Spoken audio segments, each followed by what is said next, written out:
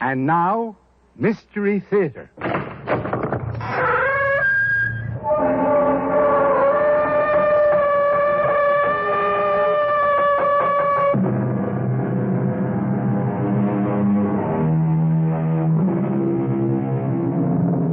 Come in. Welcome. I'm E.G. Marshall, curator, as it were, of this Museum of the Macabre. What is a witness? Literally, a witness is one who has seen, therefore, one who knows. And therein, of course, lies the difficulty. If our knowledge is based on what we have seen, how well may we trust the evidence of our eyes? This is a problem that confronts all of us every day. Reasonable people may solve it peaceably. Quarrelsome folk may settle it violently. And then we have those particular situations that seem to have no solution at all. Junior, you've got to help me out. Sure. Who is it this time? Mr. Hoffman. You got to take care of him. But I already took care of him. Mr. Hoffman's dead. I can't believe you go back on your promise. Hoffman was buried a month ago. He's back in the store. But the store's been closed, shut down. He's there now. He can't be. He's waiting on customers. No, it's hard to believe this, Mr. Gerhardt. I'm telling you what I saw, what's happening. Now will you believe me and take care of him? Yes, sir. The customer's always right.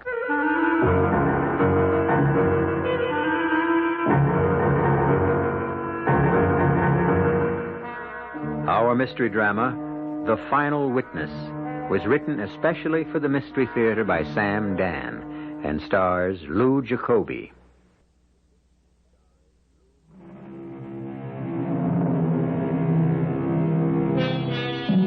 For many of us, life follows familiar, even routine pathways. Occasionally, we may be temporarily dislocated by a war or some natural or man-made disaster. But all in all, life takes on the rhythm and tempo of the oceans. After the most violent storm, the sea becomes quiet and the air is calm. The key word for so many of us is predictable. There is no ecstasy, but merely amusement, and no tragedy, just irritation. Meet the Gerhardts, a married couple approaching middle age. Oliver and Cassandra Gerhardt. It is after dinner, or as they would call it, supper. They are sitting in their living room. Ollie, will you turn that stupid thing down? It's a good picture. About World War II. How would you know? It's the third time I've seen it. I said turn it down. You got a kid that's trying to sleep. Right away, this guy's going to step on a landmine. Watch how they blow him up. I need a quart of milk. Here it comes now. Kapow! Ah. Hey, what did you turn it off for? You had your big moment? Go get the milk. Whatever you say, Cassandra. And don't call me Cassandra either. What a couple of names we got. Oliver, Cassandra. Just go down for the milk, huh? I hate it when people call me Ollie. On the other hand, you want to be called Cassie. Go down to South Main where they got a milk machine. But Hoffman is closer. Hoffman charges a nickel more. Is a nickel going to break us? A nickel here, a nickel there. Anyhow, you go to Hoffman's, you hang around for hours and chew the fat. Mr. Hoffman is an intelligent man. He's a funny duck. Besides, he's a foreigner. Everybody in this country's a foreigner. Except maybe the Indians. You know what I mean by a foreigner. Go get the milk. Okay, Cassandra. And don't call me Cassandra.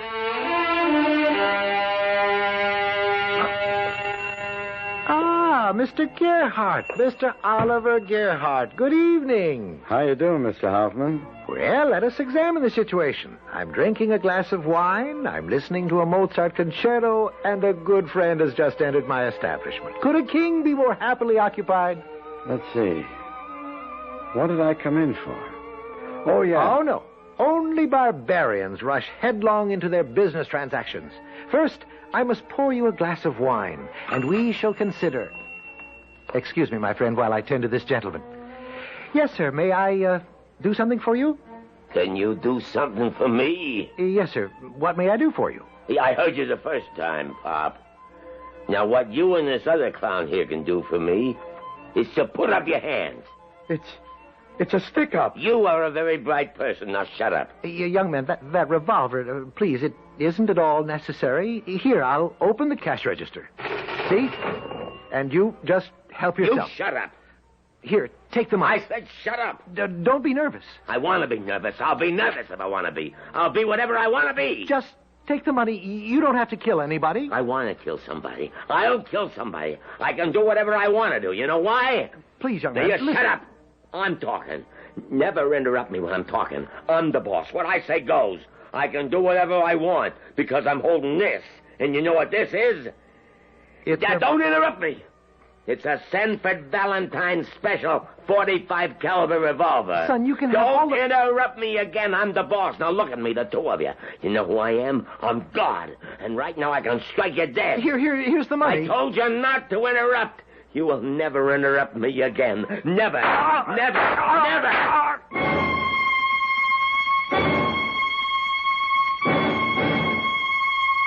I told you, don't go to Hoffman's. But no, don't listen to me. I'll never understand why I wasn't killed. Why did you have to go to Hoffman's? This guy, he just kept shooting, like you see in the movies. I don't know if he was aiming at me or not. But poor old Mr. Hoffman, he's dead. I kept telling you not to go. The cops come in. This detective says to me, "Can you describe him, Mr. Gerhardt?" Well, did you? Well, sure, to a T. Oh, that was smart. That was brilliant. If there's a stupid thing that needs doing, you can always be trusted to do it. What did I do that was stupid? You shut your mouth off. All I did was describe the guy. All you did was stick your neck out. I was there. I saw the guy. Am I supposed to say I don't remember what he looked like? Yeah, that's what you're supposed to say. How can I say that? You were scared to death. You were in a state of shock. The whole thing, it's gone from your mind. What's the matter with you, Cassandra? What's the matter with you? You got a wife, a family. And this killer, friends. Maybe they won't like the idea that you want to identify him. Do I have to spell it out? Well... Something's not your business. You don't get involved. What kind of a country would it be if everybody was like you? If everybody minded their business like me, we'd be a lot better off. Mr. Gerhardt, I'm Edward Spurlock, the district attorney. Yes, sir, Mr. Spurlock. Thank you for your excellent description of the killer. Well, about that, maybe... In my 20 years, I have never seen a more accurate, a more detailed delineation. Yeah? Have you ever had any police training? Well, no, sir. There are veteran police officers for whom attention to detail is a profession who couldn't match your account of the gunman. Is that so? Yes, your description is almost scientific in its precision. I shouldn't be surprised if it's used as a model in training courses. Well, Thanks to you, we had no trouble running down the killer. You got him already? With your kind of description? Now, look through the window. It's one-way glass. You can see into the next room, but the people in there can't see you. I know. I saw this exact setup in the movies. Well, we try to follow them in every detail. Now, those four men standing on the platform... Oh, yeah. That's the lineup. Is one of them the gunman? Is one of them the guy? No, sir. He isn't there. Berrigan, get rid of the one on the left. Bring in Ellsworth. Now, Mr. Gerhardt, you remember your description? Oh, yeah. He was 6 feet tall. He was thin, with a kind of a pot belly. Brown sport jacket with white flecks. Light yellow turtleneck shirt. Tan pants. Brown cowboy boots. Red hair. High forehead like he's getting bald. Blue eyes. The right one had a kind of a cast in it. Tattoo on the back of his left hand, the one that held the gun. A bright red heart with 3 drops of blood. And the word Mama in blue letters. Any wonder that description's the talk of the department? Well, I was standing right next to The him. whole thing hardly lasted a minute. Well, it may have been a minute, but it felt like an hour. Now, Mr. Gerhardt, look at the young fellow who was just brought in. The last one on the left. Yeah, he's the guy. You sure? Definitely. You got him. You'll testify to that effect in court? Yes, sir. I assure you we'll extend the fullest protection to you and your family. Protection? What do you mean? Well, just in case. In case what? The man's name is Woodrow Ellsworth, Jr. He's one of Mama Ellsworth's boys. Literally. He's her son. Mama Ellsworth? Yes, Mama's the leader of a little group that specializes in confidence games. You mean a mob? Oh, no. They're careful to avoid violence. What the kid did was crazy. It has nothing to do with her operation. I tell you this because you have a right to know. A gang leader? No, nothing like that. They just work swindles. Now, what you must remember is that your magnificent description forms the cornerstone of our case. Why, without you... Well, now, can we depend on you to testify? To do your duty as a citizen? Well, sure. Sure. You can depend on me.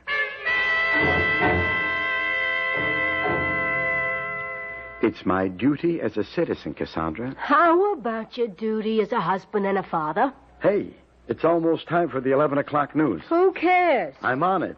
Can you imagine? Me on the news. They come by the shop lunch hour to tape it. You should have seen everybody.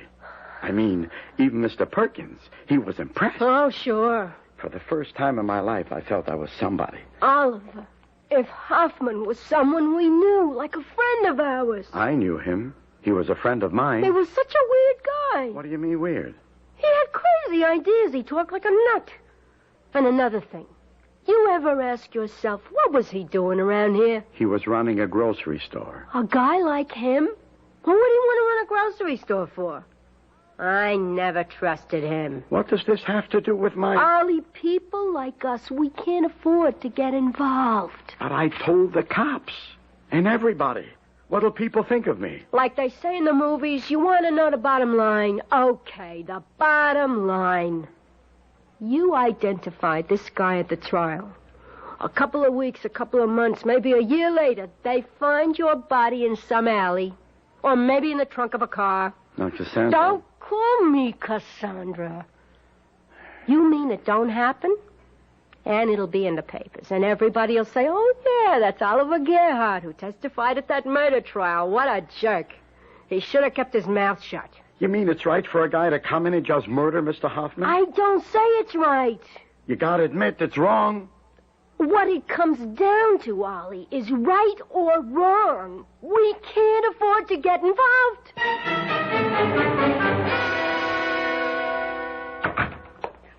Rocky, what a pleasant surprise. My boss sent me over, Mama. Professional courtesy. Oh, well, I'm deeply touched, Rocky. My boss wants to know if there's anything he can do for you in this hour of your, what was the word he used?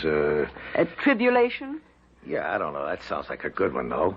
My boss is very unhappy about your son, Junior. Oh, yes.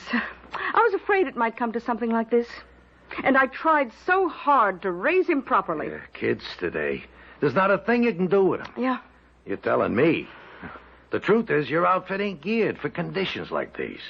I mean, you ain't got a halfway decent button man in your whole entire organization. Oh, that's true. But we specialize in other aspects. Yeah, my boss understands. This witness the DA's got, this clown, Oliver Gerhardt, he don't have to be no problem at all. He can disappear. Oh, Rocky. Well, thank your boss for me. Well, off the record, it ain't just a favor for you. This could make pigeons everywhere think before they sing. The boss used a great word he said would be... therapeutic? Yeah, something like that. Uh-huh. All you got to do is give a nod. Well, you tell that dear, kind man I'm eternally in his debt. And I may accept his offer, but only as a last resort. Well, there ain't no last resort. How are you going to keep this Fink from getting on the stand? Oh, but I want him to get on that stand, Rocky. Mama, he gets on that stand, and Junior's lost forever. No. No, if Mr. Oliver Gerhardt gets on that stand in the proper manner, Junior is saved forever. We live in a world of changing concepts. Even the last bastion is crumbling. Motherhood. Mama is breaking out all over. Out of the kitchen, away from the apple pie. But this is neither new nor unique. After all, mamas used to rule mighty tribes and conquering confederations of warriors. Are we approaching new dimensions of motherhood? Just you listen to Mama in action when I return with Act 2.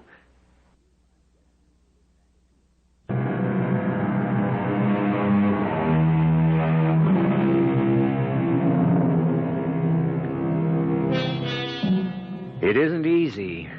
It was never easy to be a witness for the truth. As a group, people who bore such witness found their reward in personal satisfaction, because other rewards have traditionally been quite scanty, to say the least. Indeed, speaking out for the truth can be one of the most hazardous and least remunerative of all occupations.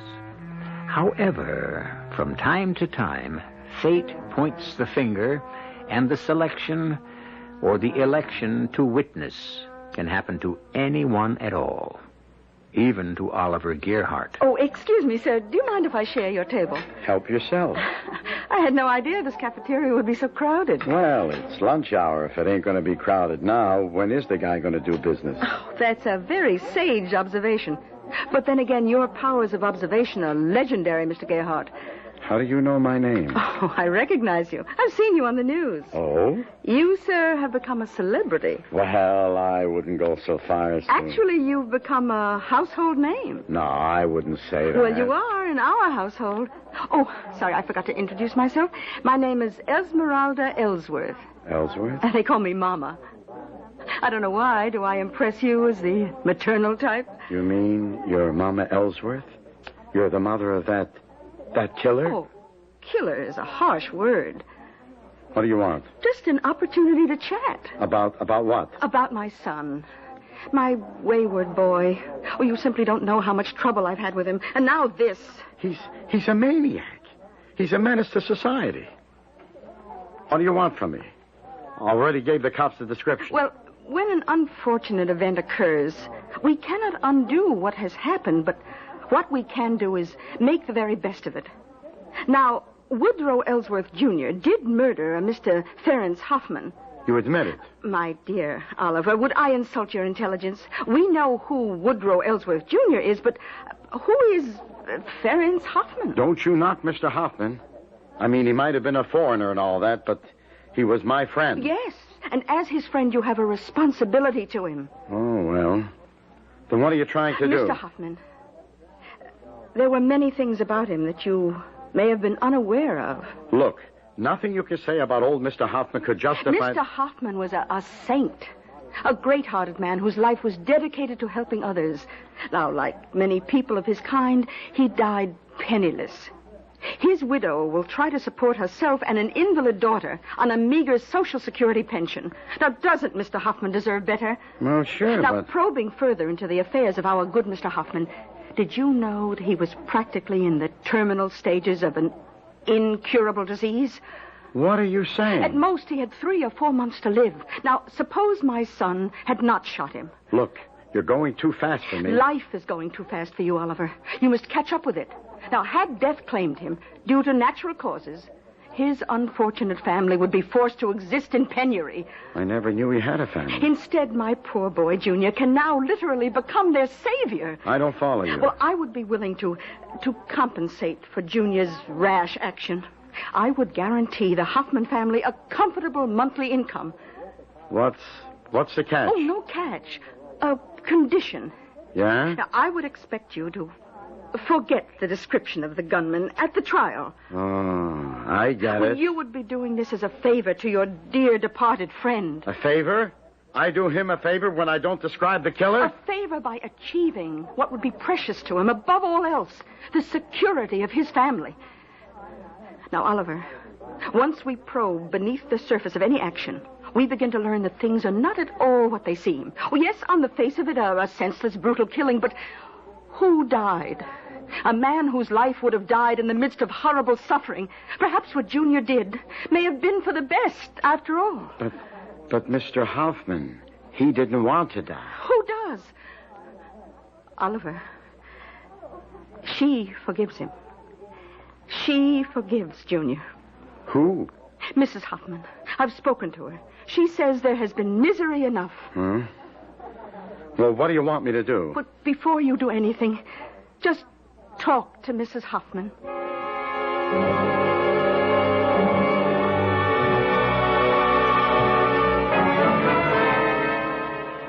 Yes, Ferenc spoke of you. He would say that Ollie Gerhardt, there was a human being. He was a great man, Mrs. Hoffman. My husband's life was a tragedy. It is fitting his death should be tragic, too. I forgive the boy. We are commanded to forgive. Yeah, but... I have a daughter. My poor Magda, so ill. She needs so much help. And the lawyer looked at the paper Mrs. Ellsworth wants me to sign. It is so generous. Well, look, I feel pretty bad. I gave my promise to the DA. Oh, it is so painful for all of us. We must not delve further. If I can forgive him for taking Ferenc's life, can you not also forgive him for sparing yours? Look, I'll go to the DA. I'll tell him. I might have made a mistake. No. But I thought you... No, you must not tell anyone. Not until the district attorney places you on the stand and asks you directly.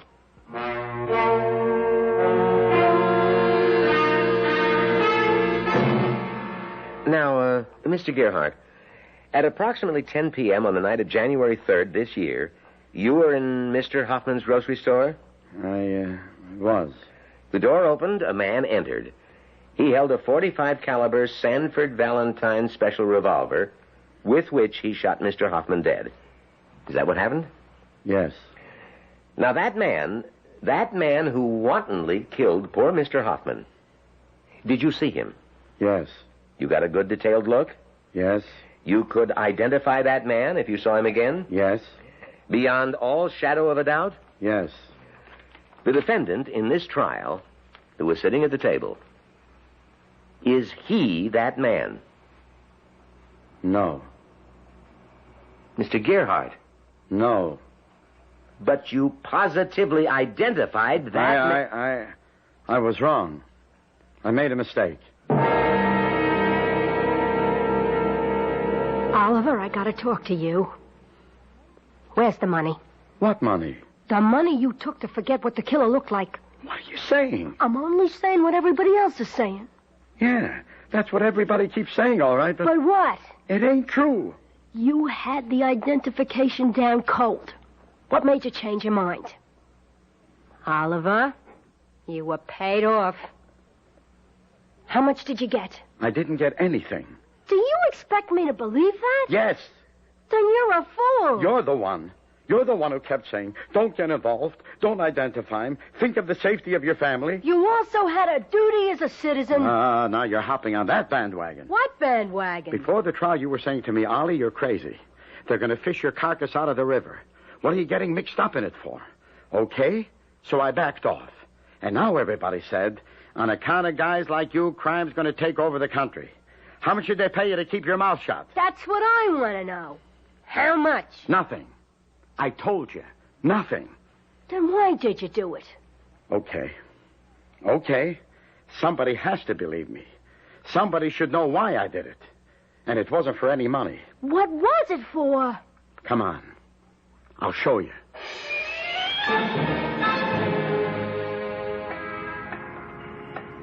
Here's why I did it. For a poor old lady and a crippled kid. Here's the address.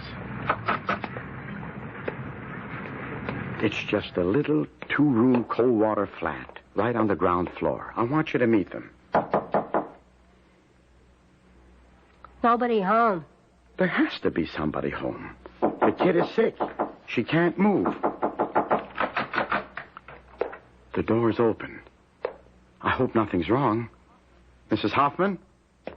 Mrs. Hoffman? There's nobody here. Maybe they had to go out for something. mean, there's nobody here. Nobody lives here anymore. But I was here the other day just before I had to go on the stand. There's no furniture. This place is empty. Mrs. Hoffman? Mrs. Hoffman? What kind of trick are you trying to pull on me, Oliver? But I tell you, this is the place. Apartment 1B, 4800 South Jefferson. Mrs. Hoffman? Ollie, there is no Mrs. Hoffman, so save your breath. Now, how about the money? I tell you, there is no money. Mr. Gerhardt, so kind of you to come calling. Listen, Mrs. Ellsworth. Everybody thinks I took money to forget what the killer looked like. Regrettable that people should always imply sinister motives to generous actions. Miss, I was worried about Mrs. Hoffman. I went there with my wife, and the place was empty. Oh? I went back again later, and I spoke to the janitor, and he said no such person ever lived there with a crippled daughter, and that some lady had rented the place, gave him a month's rent, moved in and out in one day. He couldn't understand it. Well, Oliver, what can I tell you? You tricked me. There is no Mrs. Hoffman. There will always be a Mrs. Hoffman. She will live forever in our imagination, yours and mine. What's going to become of me? Like I say, everybody thinks I got paid off. Oh, it will all blow over. Tomorrow another crime will take center stage. Hey, Mama, you said I could buy a new car. Junior, say hello to an old friend, Mr. Gerhardt. Oh, yeah. Hey, Mr. Gerhardt, you're a terrific guy. Wow. You did a job on that DA in the courtroom. You killed him. I couldn't have killed him deader with a gun. And Mr. Gerhardt is leaving. Oh, yeah? Well, look, Mr. Gerhardt, come around, huh? Anytime you need something done, like a guy gives you a flat. Goodbye, Mr. Gerhardt, and don't do anything rash. Just think about it, huh? You owe me quite a bit. For what? For the lesson. After all, you may be sadder, but just think. You are so much wiser.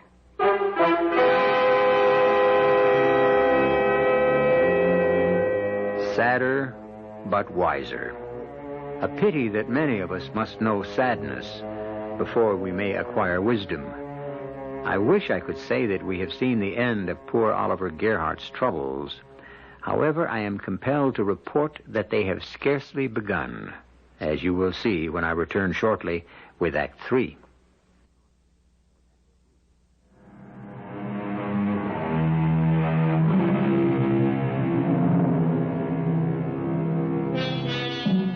If the road to hell is paved, as they say, with good intentions, then much of the concrete for that highway has certainly been poured by our friend Oliver Gerhardt. A brutal killer has gone free, cleared forever of a vicious, wanton murder, simply because of Oliver's refusal to identify him.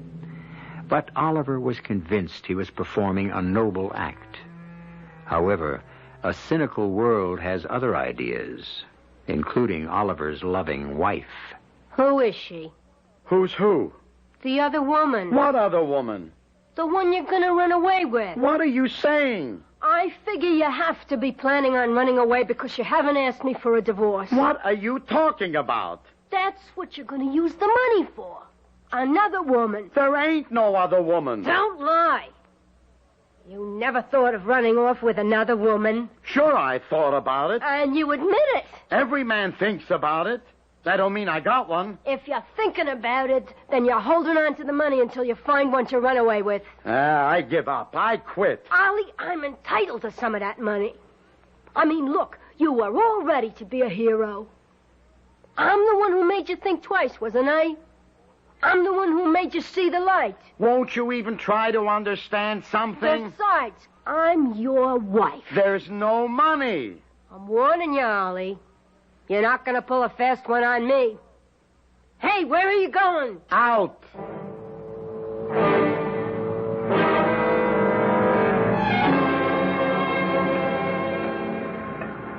Good evening, Mr. Gerhardt.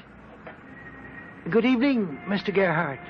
No, it ain't you. Good evening, It Mr. can't Gerhardt. be you. You're dead.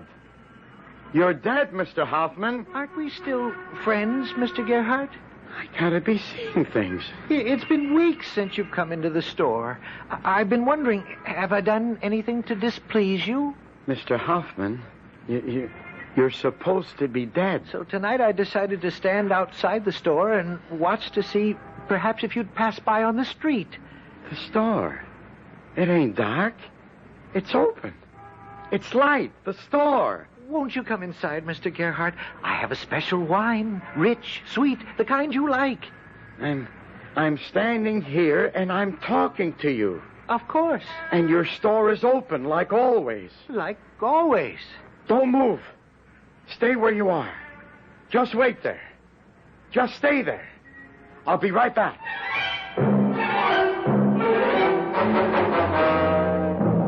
What do you mean, dragging me out on the street this hour of the night? I saw him. Oh, sure. I saw him. I spoke to him. Like you saw and spoke to his wife. I'm not crazy. And I wasn't dreaming. He was in the front of a store. The place was open for business. The man is dead. See for yourself. It's just around the corner, and that'll prove... Prove what?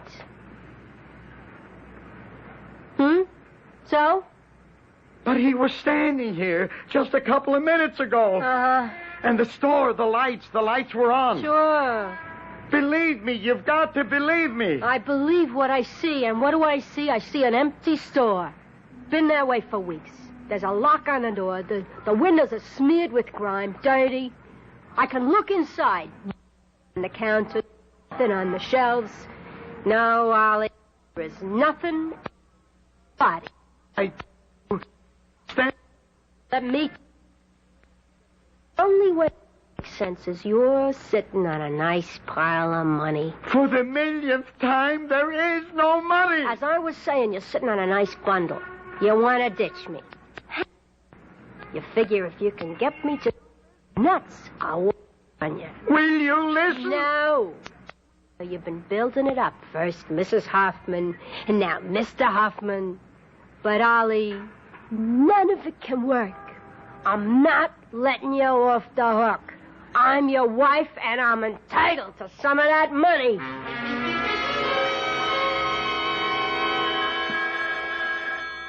Holly? What? The phone. The phone? Can't you hear the phone? Who would be calling me at this hour of the night? You better answer it. Hello? Mr. Gerhardt? Yeah? Good evening. This is... No. Well, I'm sorry if I'm calling so late, but you must forgive me. I'm an old man and very lonely, and I do miss our interesting talks. Who is it? It's him. It's Hoffman. You're crazy. It's Hoffman. It's you, Mr. Hoffman, ain't it? But of course, who else would it be? Get me off the hook, will you? Tell my wife. Tell her.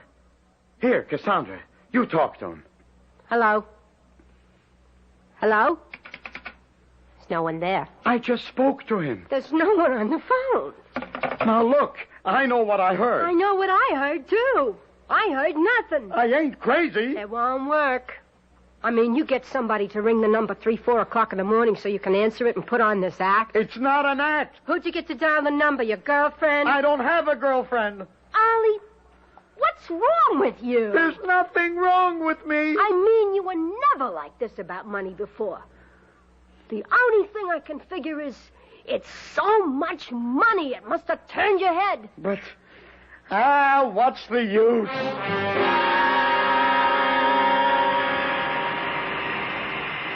Hello, Mr. Gerhardt. What's that?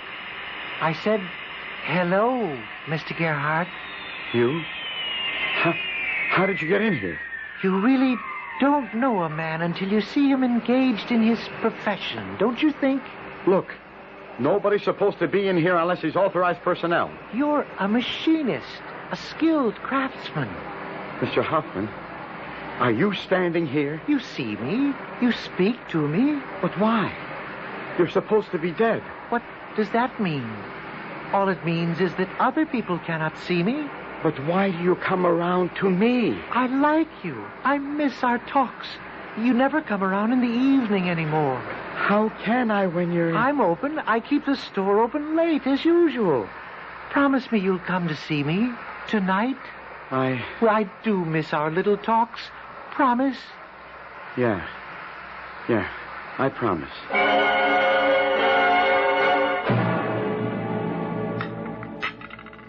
Hash again tonight. You know what prices are today. Look, I need my strength. We could have steak every day, even 3 times a day. If you gave me some of that money you got stashed someplace. Oh, so that's how you're going to play it. You're going to starve me. I'm wise to your little game. I'm wise to your little game, too. You know who called today? The foreman in the shop. Listen, Miss Gerhardt, maybe you better take Ollie to see a doctor. Something's wrong with him. This afternoon he shut down his machine and just stood talking for 10 minutes to a little man who wasn't there. Your game, Ollie. You're trying to get everybody to think you're nuts, so maybe I'll believe it too. I was talking to... Yeah? I'm tired. I gotta go to bed.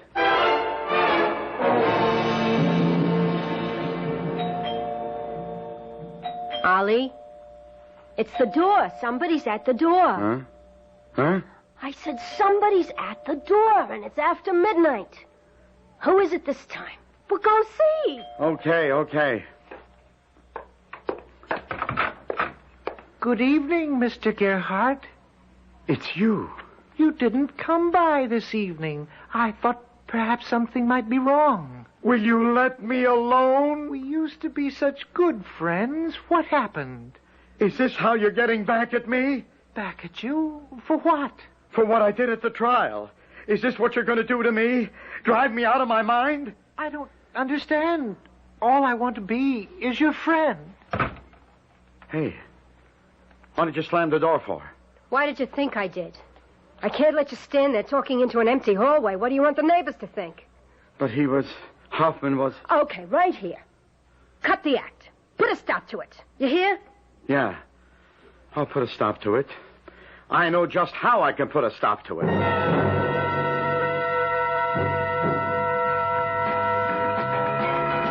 Hello, Junior. Hey, it's Mr. Gerhardt. My best buddy in all the whole wide world. Have a drink. No, I better not. And you better not either. No, why? Remember, Junior, you said if I ever needed anything done, if some guy was giving me the flack... You mean you want me to take care of a guy for you? Mr. Gerhardt, anytime, any place, anybody. Do you remember where Mr. Hoffman's grocery is? Sure. Can you meet me in front of the place in exactly 1/2 hour from now? Mr. Gerhardt, you got yourself a deal. Now, what do you want me to use? I got the 45, and I got a 357, or a special 38. Use whatever comes natural, I guess.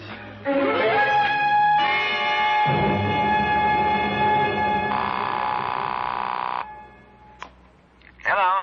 Is this the district attorney? Yes, this is Mr. Spurlock. Who are you? I want to report there's going to be a murder at exactly 10:30. Wait, you sound familiar. And this time you can get him. Get who? The killer. You be at 899 South Adams at exactly 10:30.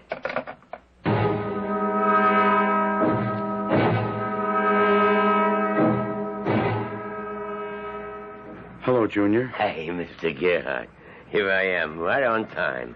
Who do I knock off? Mr. Hoffman. Mr. Hoffman? But I already... I know. But could you do it again? Look, Mr. Gerhardt... See him? He's in the store. Which store? Right here. His grocery store. Don't you see him? He's standing there behind the counter. But the store is... It's dark, empty. There ain't nobody standing there. Sure. There he is. See? He's waving at us. Shoot him. You promised me you'd take care of... Yeah, but Mr. Shoot him. He's driving me out of my mind. Shoot him. You don't even have to go inside. Just shoot through the window. See him? Yeah. Now, he's standing in the doorway. Right in front of you. Shoot him. Okay, it's your party. You got him. You got him. Hey, what is it? The cops. All right, what's going on? Over here. The killer. He's over here. Mr. Gerhardt, you set me up. Why, you did it. I'll kill you. Hold fire! Hold it! Hold it, everybody. He can't go any place. Mr. Gerhardt, Mr. Gerhardt. He killed Mr. Hoffman. You saw it happen yourself. Mr. Hoffman was standing in the doorway, and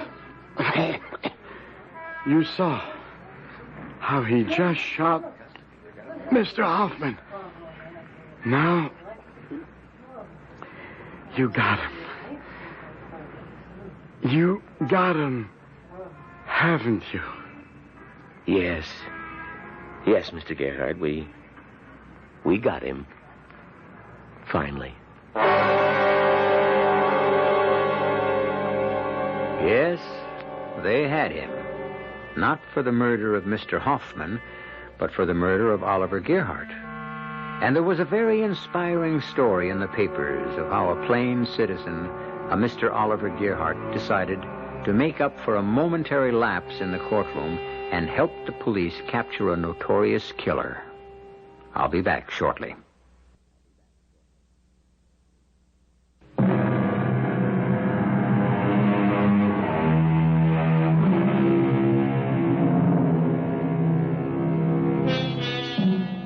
It's easy to condemn poor Oliver Gerhardt, and yet how many people step fearlessly forward to perform the duties of citizenship in the face of danger?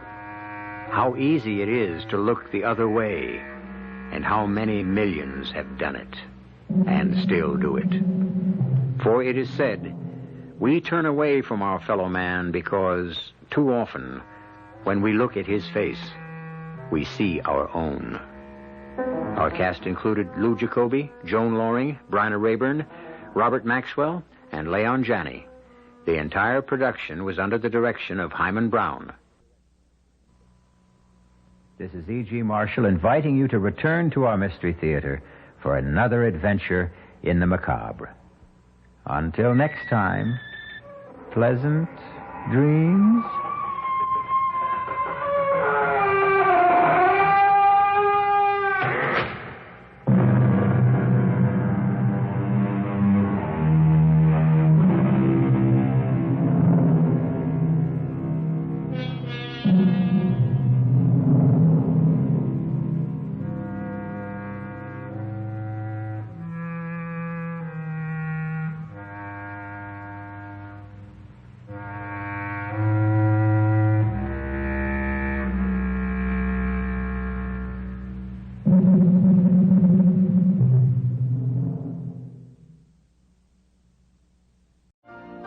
You've been listening to the OTR Gold Network. Find more classic radio at otrgold.com.